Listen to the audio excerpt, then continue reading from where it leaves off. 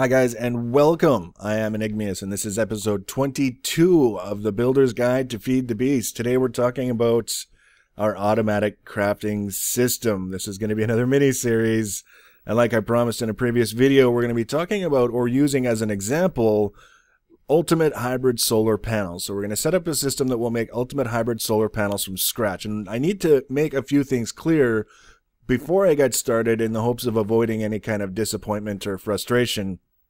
First of all, depending on what pack you are using, Direwolf 20, Minecraft, Beta, what modified, changed configs, whatever, you might not have ultimate hybrid solar panels. You might have instead high voltage solar arrays. Now, it's entirely possible to take the information that we'll be using, that we'll be covering in this series, to make a factory to build high voltage solar arrays. And it's actually a really good idea if you want high voltage solar arrays to set up an automatic crafting system to do it for you, because they are pretty tedious to make.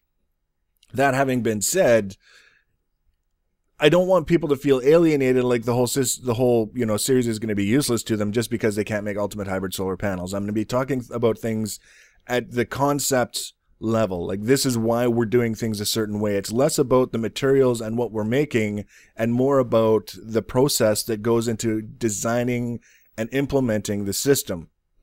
So with that in mind, I know that there are people out there that just want to be told exactly what blocks to use and exactly where to put them and exactly how to wire and plumb them all together so that they can have the system without necessarily understanding why things are being done a certain way.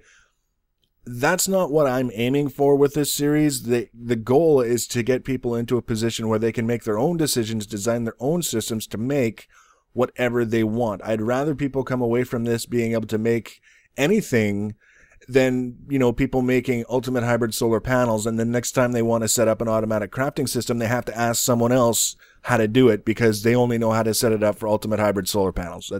That would be sort of the failure on my end, is if that's all people came out of this knowing how to do.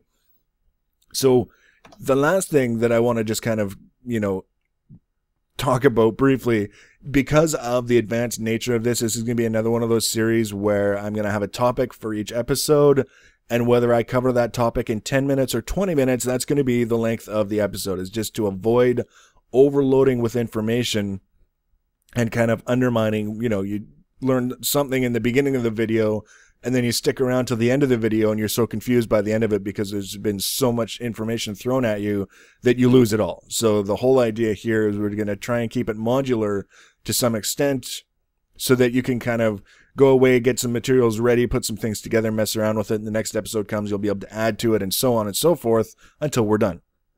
So you can see here, I've got the beginnings of my item retrieval system that will be gathering materials from my storage wall and sending them to the automatic crafting system to be converted into solar panels. And this is an important part of the process, because we're not just talking about how can we get items from a chest and feed them to an automatic crafting table to make components.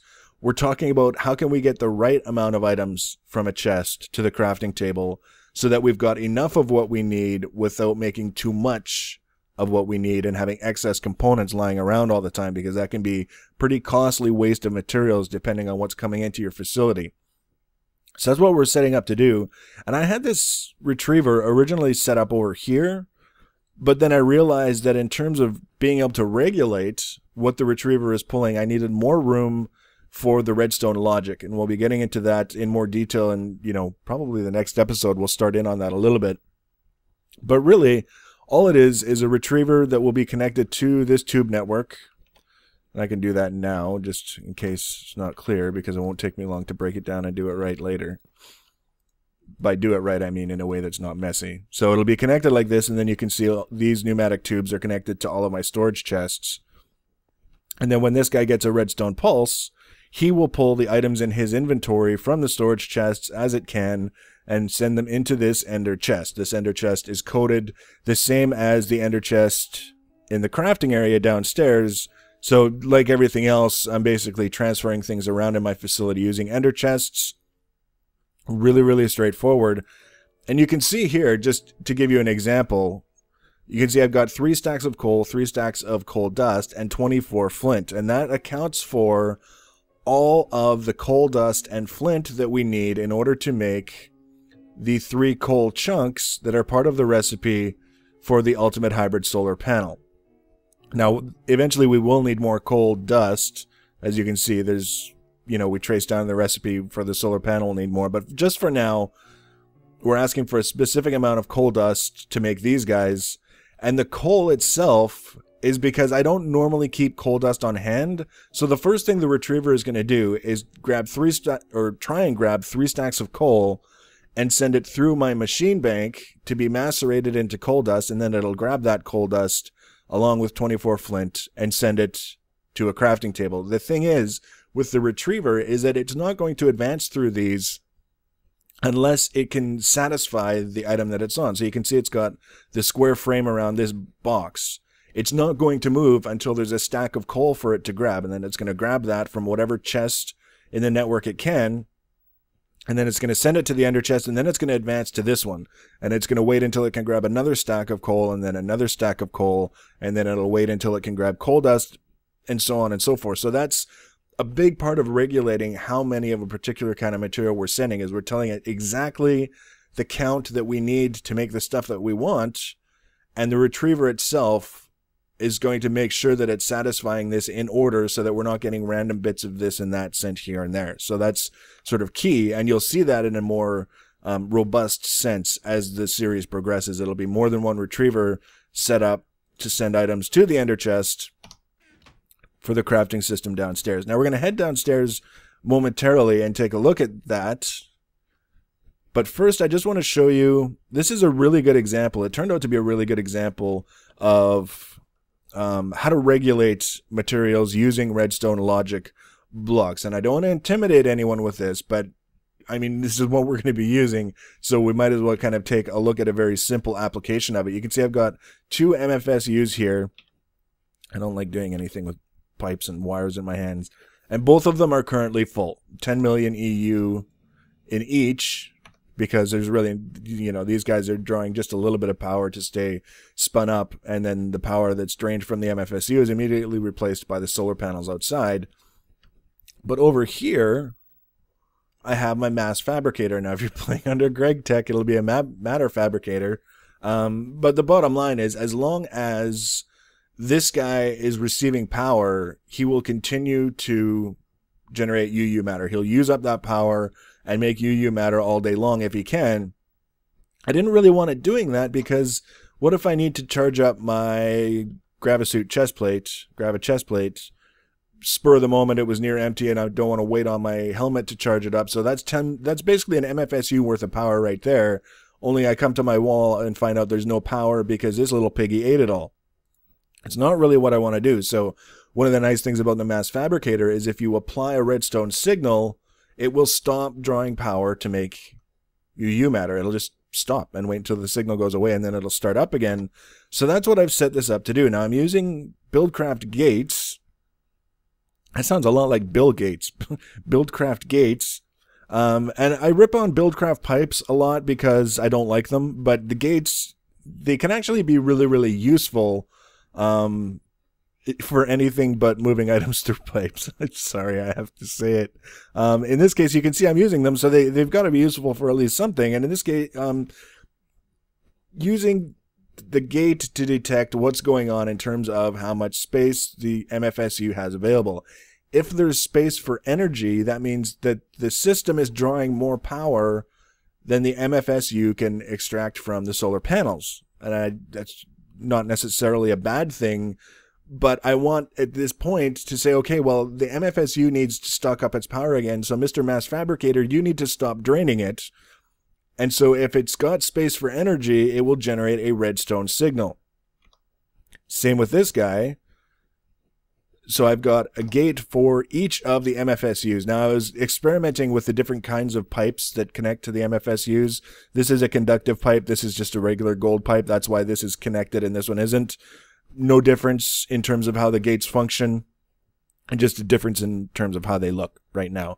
But then, based on the redstone signal that they are or are not generating, it'll send it to the red alloy wire here. You know, this guy's got this alloy wire and this guy's got this one. You can see I've got a little strip It's a stone cover strip that you cut with your saw.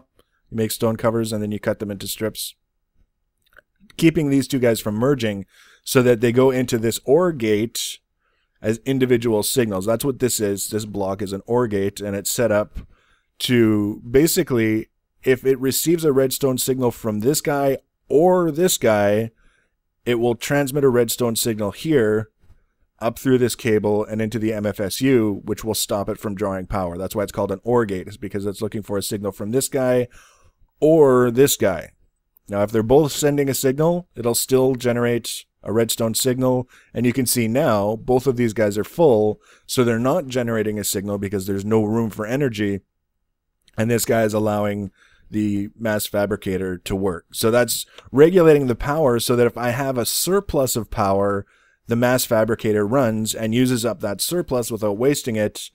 If these guys are starting to drain in any capacity, this guy will stop and let them get caught up. So it's a pretty slick system for managing your power so that the thing with solar panels, when you've got a pair of full MFSUs, you're wasting, it's like wasting power. You're not doing anything with the additional power that the solar panels could generate because it's got nowhere to put it. But having the mass fabricator involved means that you're getting a little bit more use out of it, which is kind of cool. So that's one example of using the logic gates to regulate things so that you're not wasting and you're taking advantage of everything that's available to you. Now you can see down here the very, very beginnings of the auto crafting setup. Now I've actually been down here testing and messing around with various different things. I don't want you to think that I just set this up on the cuff and that's all I've got and then I started making the video. I wanted to get proof of concept in terms of using the managers to continue to regulate the materials that we are sending through the system. And you can see here, this is the ender chest that is, white, black, black. It's the same coating as the one upstairs. And then this manager has nothing in its inventory. It's basically acting as a servant for everything else that will eventually end up on this network in terms of managers. He's got, zero priority, nothing in the inventory, but he's powered because I've got my Blue Electric power plant there. And then this guy, I should just bump him up to 1. This is the materials that are necessary to make those compressed coal balls. Now I could add to this whole thing 3 blocks of obsidian and send that through the network as well and just basically make each of the coal chunks right here, probably what I'll end up doing. But he's set up to pull all of these items and put them in this chest. And then if this chest has the 3 stacks of coal dust and the 24 flint in it, this guy will stop requesting items and emit a redstone signal. And that's key to helping us regulate what's going through the crafting system, is that when this guy generates a crafting signal, what he's saying is, I've done my part. I've grabbed all the materials that you've wanted me to do. Here's a signal that you can use to send to something else to control things. So example, he generates a redstone signal. That means I don't need any more coal or flint from upstairs, so I can use a wireless transmitter to send that redstone signal to the retriever upstairs, which instead of a redstone pulse, when you get the solid signal in the retriever, it will stop pulling. So it's maybe starting to come a little bit clearer exactly what we're going to be doing with the logic. And there's ways that we can combine the solid signal from this guy with the pulse from a redstone signal so that everything just comes together in a really slick, organized fashion. We pull only what we need, send everything back into storage if we did get a little bit of overflow, and then over here is where we'll have the final crafting and assembly area. If we need to reprocess something, like if we need to send the coal balls upstairs to be compressed, we can do that. We can do basically whatever we need, but the first step is just making sure that we've got only the materials that we need to make everything work. So in the next episode, that's exactly what we're going to be looking at. I'm going to have some more managers set up. I need time to mine up the materials and get everything set up here. And I'll also have a little bit more robust of a system set up upstairs so that we can kind of go back and forth between the two and talk about what we're pulling and then what we're doing with it once we've got it where we need it to be. So I know this wasn't as informative as you might have liked it to be, considering that it's been a little while since I posted a video online. But this is just setting the stage for what we're going to be doing in the most simple context possible, so that if you're going to follow along, you can, make a few managers, make a few auto crafting tables, make sure you've got plenty of cable, redstone jacketed wire, set up your blue electric power plant if you need it.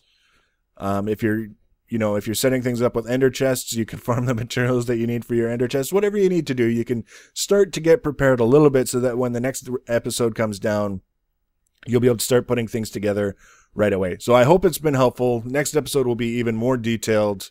If you're looking forward to that and you want to know when it's added, the easiest way to do that is to subscribe to my channel. So thanks for watching, guys, and take care.